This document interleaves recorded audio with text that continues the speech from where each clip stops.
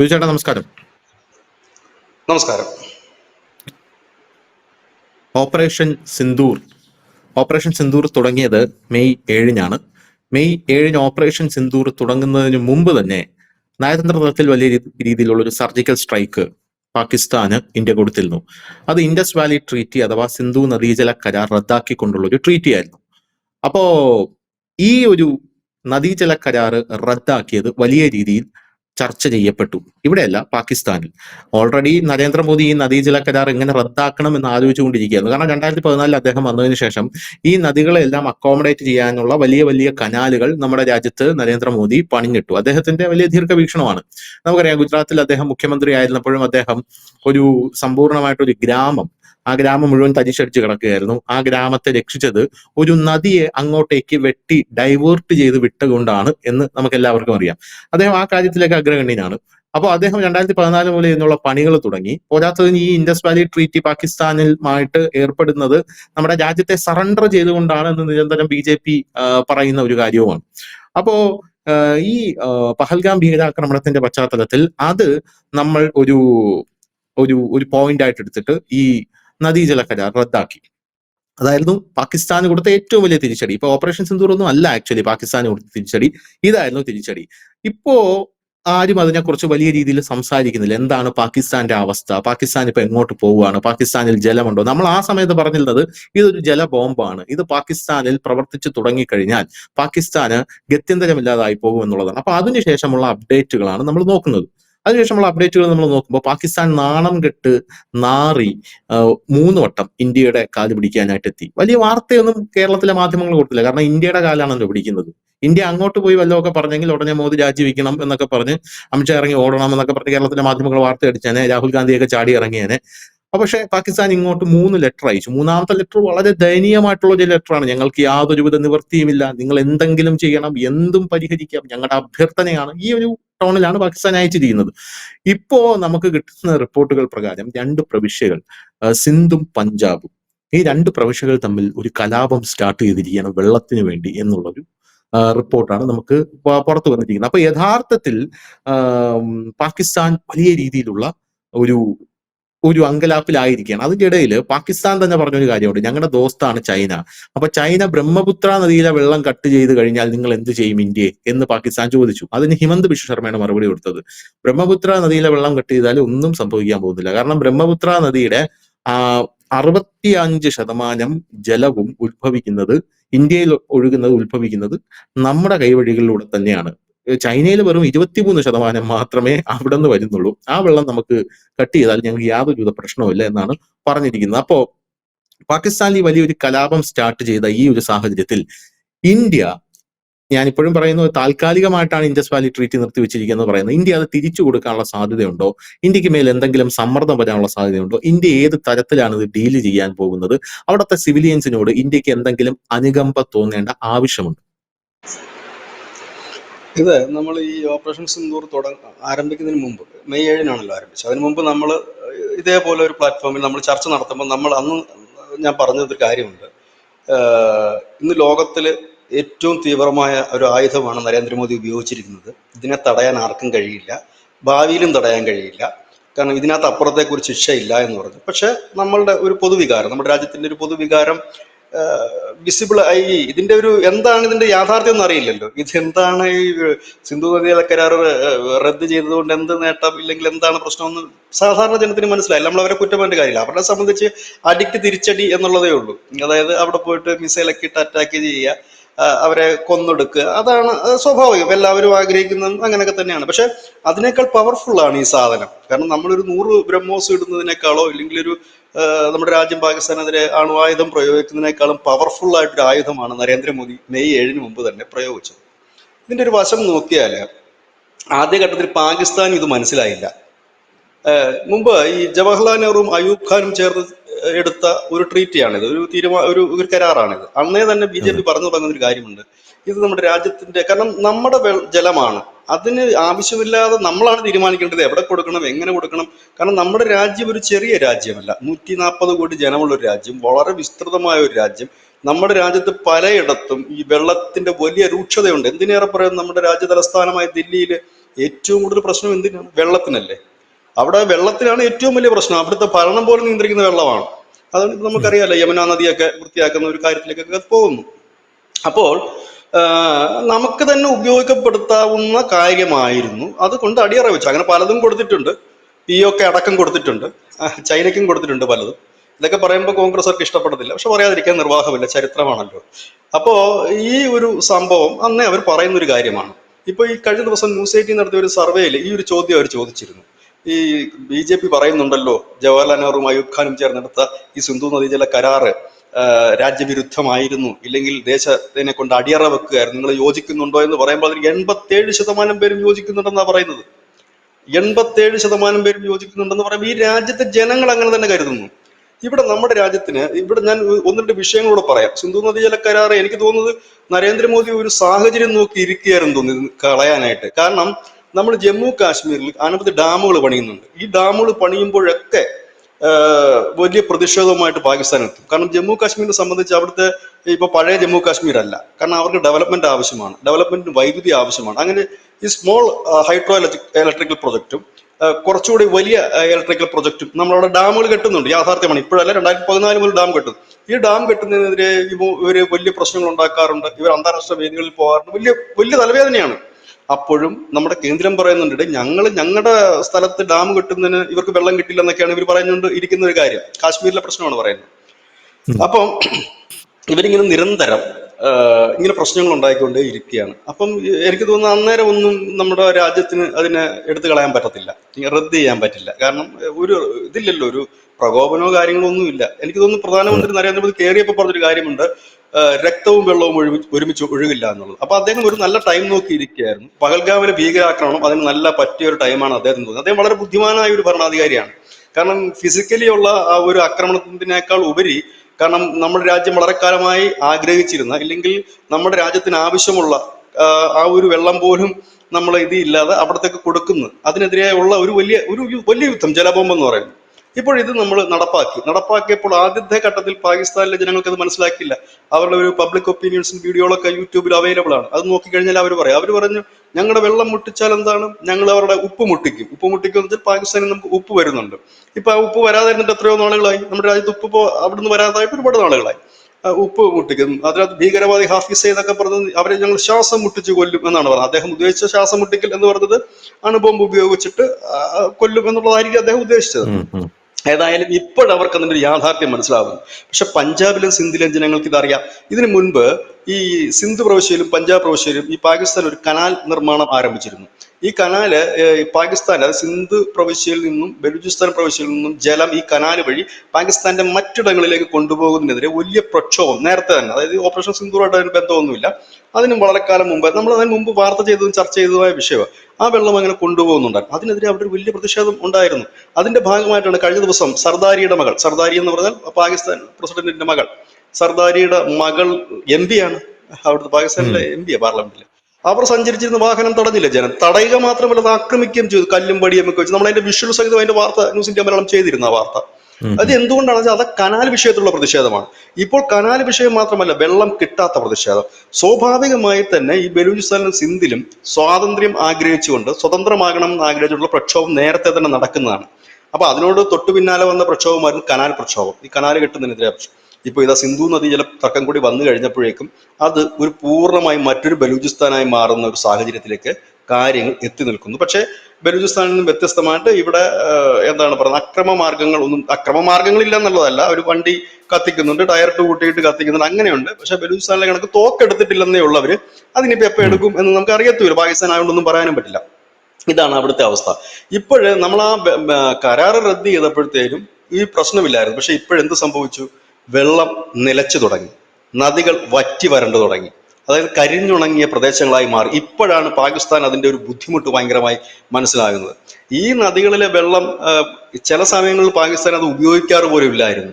പക്ഷെ പിന്നീട് ആ ജലം തന്നെ ഇപ്പോൾ അവർക്കൊരു മുമ്പോട്ട് പോകാൻ കഴിയില്ല, അതില്ല എന്നുള്ളൊരു അവസ്ഥയിലേക്ക് വന്നു. ഇവിടെ ഒരു വലിയ പ്രതിസന്ധി പാകിസ്ഥാൻ അനുഭവിക്കുന്നുണ്ട്. അത് മറ്റൊന്നുമല്ല, ഇന്ത്യ. അപ്പൊ ഇവിടുത്തെ ആളുകൾ ചോദിച്ചൊരു ചോദ്യമുണ്ട്, ഈ വെള്ളം കെട്ടി നിർത്തി കഴിഞ്ഞാൽ നമ്മൾ എന്ത് ചെയ്യും? ഇത് എങ്ങോട്ട് ഒഴുകിക്കളയാനാണ്? ഡാമുകൾ പൊട്ടിത്തകർന്നു പോകും, വെള്ളം കയറി നമ്മുടെ സംസ്ഥാനങ്ങൾ നശിക്കും എന്ന് പറഞ്ഞു. അത് ഞാൻ അതെ പറഞ്ഞില്ലേ, അതെ നമ്മുടെ രാജ്യത്ത് നടക്കുന്ന ഒരു ചെറിയ ചലനം പോലും മനസ്സിലാകാത്ത കുറെ പേരാണത്. 2014 നരേന്ദ്രമോദി കയറുമ്പോൾ തന്നെ കനാലുകളുടെ പണികളായിരുന്നു ആദ്യം ആരംഭിച്ചത്. അതായത് നദികൾ, അദ്ദേഹത്തിന്റെ ഏറ്റവും വലിയ പ്രൊജക്ട് എന്ന് പറഞ്ഞ സാഗർമാല പദ്ധതി അടക്കമുള്ള പ്രൊജക്ടുകളുണ്ട്. മറ്റൊന്ന് നദികളെ തമ്മിൽ സംയോജിപ്പിക്കുക എന്ന് പറഞ്ഞൊരു പ്രൊജക്ട് ഉണ്ട്, നദീതല സംയോജിപ്പിച്ചുകൊണ്ട്.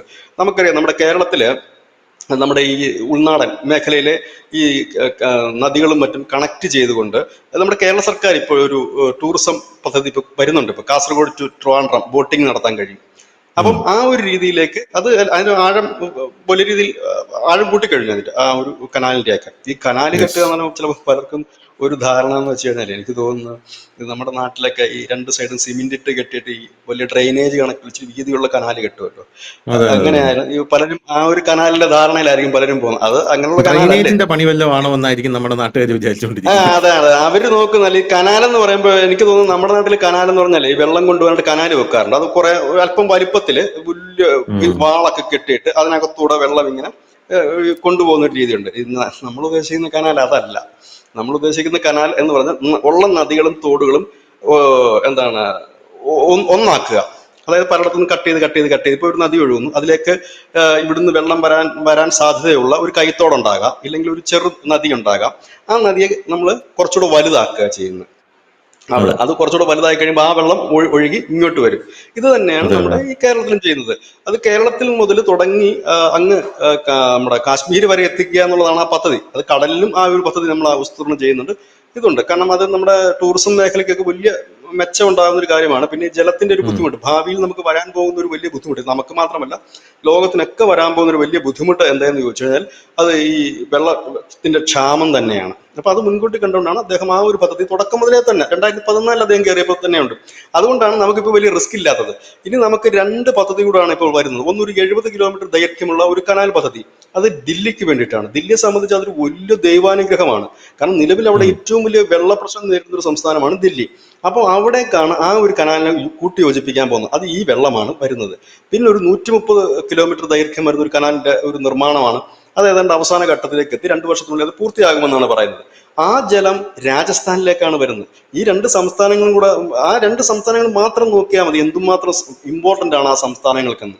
രാജസ്ഥാൻ പൊതുവെ നമുക്കറിയാം കുറച്ചുകൂടെ ഒരു ഡ്രൈ ആയിട്ടുള്ള ഒരു സംസ്ഥാനമാണ്. അപ്പൊ അവിടെ രാജസ്ഥാനിനെ കാർഷിക കുറിച്ച് ആവശ്യം. ചിന്തിക്കുമ്പോൾ നമ്മുടെ കൊച്ചുകുട്ടികൾ പഠിക്കുന്ന പാഠപുസ്തകത്തിൽ പോലും രാജസ്ഥാനിലെ ആ, എന്താണ് നമ്മുടെ രാജസ്ഥാനെ കുറിച്ച് പറയുമ്പോൾ ഇപ്പൊ കേരളമാണെങ്കിൽ തെങ്ങാണ്, ആ, മറ്റ് സംസ്ഥാനങ്ങളാണെങ്കിൽ അതിൻ്റെതായിട്ടുള്ള പല പല കാര്യങ്ങളും കൊടുക്കുമ്പോൾ രാജസ്ഥാനെ കുറിച്ച് നമ്മൾ കൊച്ചുകുട്ടികൾ പഠിക്കുമ്പോൾ തന്നെ നമുക്ക് ഓർമ്മ വരുന്നത് മരുഭൂമിയിലൂടെ കിലോമീറ്ററുകളോളം തലയിൽ പല കുടങ്ങൾ ഇങ്ങനെ വച്ചിട്ട് ആ കുടങ്ങളും കൊണ്ടുപോകുന്ന നടന്നു പോകുന്ന സ്ത്രീകളുടെ പടമാണ്. ഇത് ഏത് സംസ്ഥാനമാണെന്ന് ചോദിക്കാൻ നമുക്ക് മനസ്സിലായത് രാജസ്ഥാനാണ്. അപ്പൊ തന്നെ മനസ്സിലാവും രാജസ്ഥാനില് ജലത്തിന്റെ ദൗർബല്യം ഒരുപാട് ഉണ്ടെന്ന്. ജലം ലഭിക്കാത്ത ഒരു സിറ്റുവേഷൻ ഒരുപാട്. പലത്തിന് ഥാർ മരുഭൂമിയൊക്കെ അവിടെയാണല്ലോ.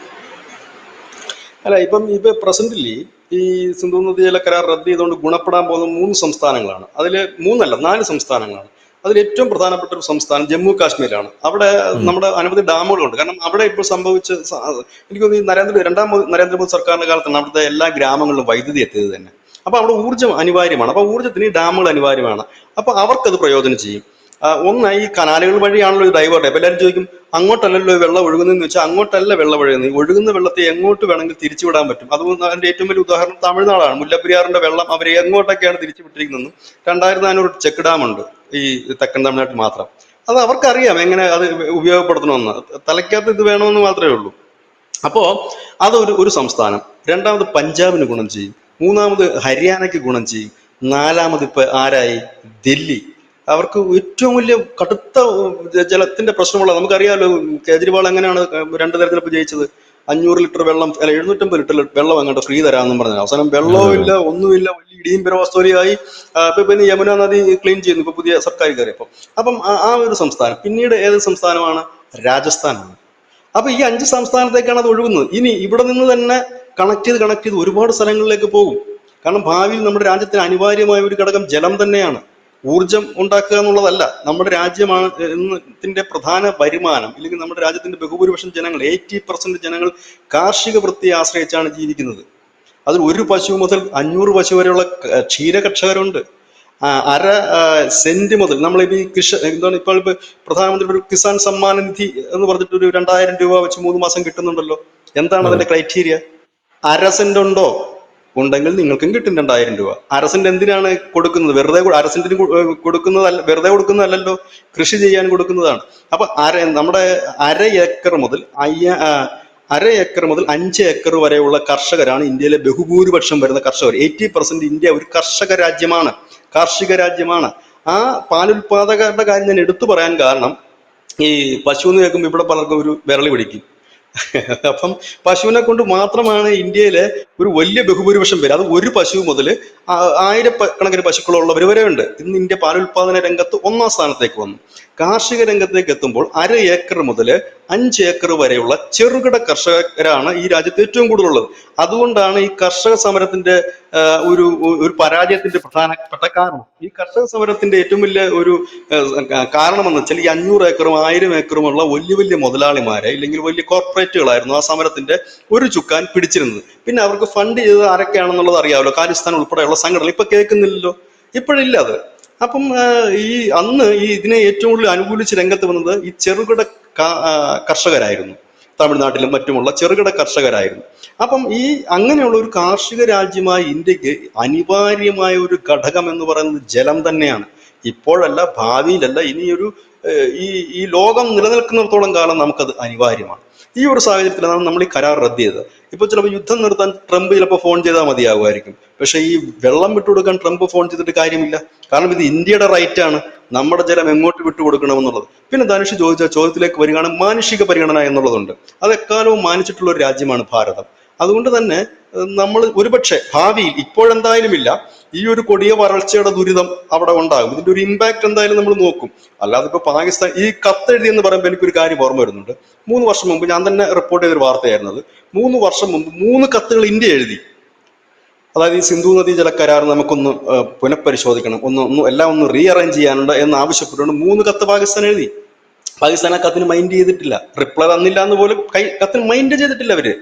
ഇപ്പോഴെന്താണ് സംഭവിക്കുന്നത് വെച്ചാൽ പാകിസ്ഥാൻ നിരന്തരം കത്തെഴുതുകയാണ്, വെള്ളം വിട്ടതാണ്. കാരണം അവർക്ക് സമീപിക്കാൻ വേറെ എങ്ങുമില്ല. അവർ ലോകബാങ്കിന്റെ അടുത്ത് പോയി പറഞ്ഞു. ഇപ്പൊ ലോകബാങ്ക് പറഞ്ഞു ഞങ്ങൾക്ക് ഇടപാടുകളൊന്നും ഇല്ല അതുമായിട്ട്, നിങ്ങളുടെ പാടാ എന്ന് പറഞ്ഞു. ഇതിനകത്ത് ആർക്ക് ഇടപെടാൻ പറ്റും? ട്രംപിന് ഇടപെടാൻ പറ്റൂ, ഇല്ലെങ്കിൽ വേറെ ഏതെങ്കിലും രാജ്യത്തിന് ഇടപെടാൻ പറ്റും? ആർക്കുമില്ല.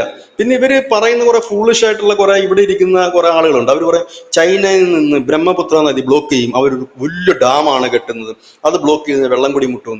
23% ജലം മാത്രമേ ബ്രഹ്മപുത്രയുടെ ചൈനയുടെ പക്കലുള്ളൂ. 65% ഉള്ളത് നമ്മുടെ ഇന്ത്യയിൽ കൂടെയാണ് ഒഴുകുന്നത്. ആ 23 അവർ തടഞ്ഞു വെച്ച വളരെ നല്ല കാര്യവുമായിരിക്കും. കാരണം ഏറ്റവും കൂടുതൽ ഈ ബ്രഹ്മപുത്ര നദിയിലെ വെള്ളപ്പൊക്കമാണ് ആസാമിൽ ഉൾപ്പെടെ എല്ലാ വർഷവും കനത്ത നാശനഷ്ടം വരുന്നത്. ബാക്കി 65% നമുക്ക് കൺട്രോൾ ചെയ്താൽ മതിയല്ലോ. നമുക്ക് 65% ആവശ്യമേ ഉള്ളൂ. അപ്പൊ അവിടുന്നും കൂടെ വരുന്ന ഒരു ജലത്തിന്റെ സ്രോതസ് കൊണ്ടാണ് നമുക്ക് ഈ വെള്ളപ്പൊക്കവും കാര്യങ്ങളും ഉണ്ടാകുന്നത്. അപ്പൊ ഇതാണ് ഇതിനകത്തെ ഒരു കാര്യം. ഇതൊരു വലിയ ബോംബും കാര്യങ്ങളുമാണ്. പാകിസ്ഥാൻ ഇപ്പോൾ അവരെ സംബന്ധിച്ചാണെങ്കിൽ ഇന്ത്യ നടത്തിയ സ്ട്രൈക്സ്, അതായത് ഈ എയർപോർട്ടുകളും മറ്റുമൊക്കെ തകർത്തത് അവർക്ക് നന്നാക്കി എടുക്കാൻ പറ്റും. അതിനുള്ള അവർ കൊട്ടേഷനൊക്കെ കൊടുത്തു കഴിഞ്ഞിരിക്കുന്നു. പക്ഷെ ഈ വെള്ളത്തിന് എന്ത് ചെയ്യാൻ പറ്റും? അത് എങ്ങനെ നന്നാക്കി എടുക്കാൻ പറ്റും? അത് ഇന്ത്യ കനിഞ്ഞാൽ മാത്രമേ അവർക്ക് കിട്ടൂ. അവർക്കിപ്പോൾ ഫിസിക്കലി ഉണ്ടായിരിക്കുന്നത്, അതായത് അവർക്ക് ഈ ഡാമേജുകൾ ഉണ്ടായിരിക്കുന്നത്, അവരുടെ എയർപോർട്ടുകൾ അടക്കം ഉണ്ടായിരുന്ന ഡാമേജുകൾ ഒരുപക്ഷെ ശരിയാക്കി എടുക്കാൻ പറ്റും. ഭീകര കേന്ദ്രങ്ങൾക്കൊക്കെ ഫണ്ട് കൊടുത്തു കഴിഞ്ഞാൽ അവർക്ക് പിന്നെയും വളരാൻ പറ്റും. പക്ഷെ വെള്ളം അങ്ങനെ വരില്ലല്ലോ. വെള്ളം വരണോ വേണ്ടയോ തീരുമാനിക്കുന്ന നരേന്ദ്രമോദിയാണ്. അതാണ് ഞാൻ പറഞ്ഞത്, ചരിത്രപരമായ ഒരു തീരുമാനമാണ് നരേന്ദ്രമോദി എടുത്തിരിക്കുന്നത്. നട്ടെല്ല് എന്ന് പറയുന്ന ഒരു സാധനം വേണം ഇങ്ങനെയുള്ള കടുത്ത തീരുമാനമെടുക്കാൻ. കോൺഗ്രസ് ആയിരുന്നു ഒരിക്കലും അത് ചെയ്യില്ല. കാരണം കോൺഗ്രസ് ബാലൻസിങ്ങിന്റെ ആൾക്കാരാണ്. അവർ നോക്കും, അയ്യോ ഈ വെള്ളം എങ്ങോട്ടാ പോകുന്നത്? പാകിസ്ഥാനിലേക്ക് പോകുന്നത്. പാകിസ്ഥാനിൽ ആരാണ്? മുസ്ലിംസ് ആണ്. നമ്മുടെയാണ് ഹിന്ദുക്കളെ പിന്നെ നമുക്ക് ഒതുക്കി ഇരുത്താൻ പറ്റും, എന്തെങ്കിലുമൊക്കെ പറഞ്ഞാൽ അവരങ്ങ് പൊക്കോളും. ഇവന്മാരങ്ങനെയല്ല, നമ്മുടെ വോട്ട് ബാങ്കാണ് എന്ന് കരുതി മുമ്പോട്ട്. ഇവിടെ ഇദ്ദേഹത്തിന് വോട്ട് ബാങ്കിന്റെ ഒരു ചിന്തയില്ല. കാരണം വോട്ട് ബാങ്ക് അല്ലല്ലോ അദ്ദേഹത്തിന്റെ ചിന്ത. ഇപ്പൊ എന്തായി? രാജ്യത്ത് ഏതാണ്ട് 12% പിന്തുണ മാത്രമേ ഉള്ളൂ മോദി വിരുദ്ധർക്ക്. ഈ മോദി വിരുദ്ധർ എന്ന് പറഞ്ഞാൽ കോൺഗ്രസ് അല്ല. കോൺഗ്രസും ബാക്കിയുള്ള പാർട്ടികളും മതമൗലികവാദികളും മുസ്ലിം ചില പാർട്ടികൾ, SDP കണക്കുള്ള പാർട്ടികൾ, വെൽഫെയർ പാർട്ടികൾ, ഇവരൊക്കെ കൂടെ ചേർന്നിട്ട് ഈ രാജ്യത്തെ 12% പേര് മാത്രമേ ഉള്ളൂ കേന്ദ്രത്തെ മോദി ഇറക്കുന്നത്. അതായത് ബഹുഭൂരിപക്ഷം വരുന്ന മുസ്ലിം, ക്രിസ്ത്യൻ, ഹിന്ദു, സിഖ് ഇവരെല്ലാം ഒറ്റക്കെട്ടായിട്ട് അവരുടെ ഭാഗത്തേക്ക് അണിനിരക്കുകയാണ്. മനസ്സിലാകുന്നുണ്ടോ? ഈ യാഥാർത്ഥ്യം മനസ്സിലാകാതെ നമ്മുടെ ഇവിടെ നിന്ന് കുറെ പേര് യൂട്യൂബിലൂടെയും സോഷ്യൽ മീഡിയയിലൂടെയും ഇച്ചിരി കഴിയുമ്പോൾ ഇനി ഞാൻ പറയാം, ഞാൻ ഇപ്പൊ ഇവിടുന്ന് പ്രവചിക്കുകയാണ്, ഒരു കാര്യം കൂടി ഇപ്പൊ സംഭവിക്കും. ഒരു 1-2 മാസത്തിനകം വലിയൊരു ക്യാമ്പയിൻ ഈ രാജ്യമാകെ ഒരു ടൂൾ കിറ്റ് ഇറങ്ങാൻ പോവാണ്. വെള്ളം ഉം. വിട്ടുകൊടുക്കണം, പാവങ്ങളെ കൊല്ലരുത്, ഓ, കുഞ്ഞുങ്ങൾക്ക് വെള്ളം കുടി മുട്ടി, ഗർഭിണികൾ ഗർഭിണികളും മരിച്ചു കുട്ടികളും. വീഴുന്നു എന്നൊക്കെ പറഞ്ഞ് ഗർഭിണികളും കുട്ടികളും എന്ന് പറഞ്ഞ കുറെ ഫോട്ടോ ആയിട്ടൊരു ക്യാമ്പയിൻ തുടങ്ങും. ഇന്ത്യ കടുംപിടുത്തം, ഫാസിസ്റ്റ് ആകരുത് ഇന്ത്യ, സവർണ മേധാവിത്വമാകരുത്, വെള്ളം കൊടുക്കണം എന്ന് പറഞ്ഞ് വലിയൊരു ക്യാമ്പയിൻ തുടങ്ങും. അതിന്റെ മുൻനിരയിൽ ഇവിടുത്തെ കുറെ ഊള സിനിമാക്കാർ കാണും, പിന്നെ പിന്നെ ഷെഡിൽ കയറിയിരിക്കുന്ന സാഹിത്യകാരന്മാർ കാണും, പിന്നെ എന്താണ് ബുദ്ധിജീവികൾ എന്ന് പറയുന്നവർ കാണും, സാംസ്കാരിക നായകർ, അതാരാണ് അവരെ ആ പദവിയിലേക്ക് ഇരുത്തിയെന്ന് നമുക്കറിയത്തില്ല, അവരുണ്ടാകും.